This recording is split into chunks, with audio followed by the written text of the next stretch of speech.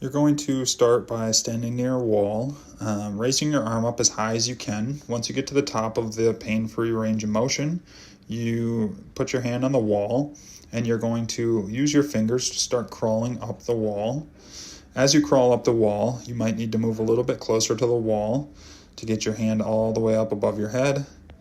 You're wanting to, again, bring your hand as high as you can up to basically you're touching your arm if you can, and then you can slowly walk your arm back down, all the way back down to a normal range where you can hold it pain-free, and then bring it back down to your side.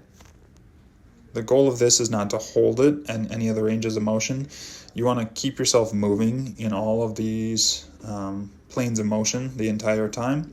And so just kind of walk up, walk back down, and then you can do these as reps. So you can walk up multiple times to keep that shoulder moving.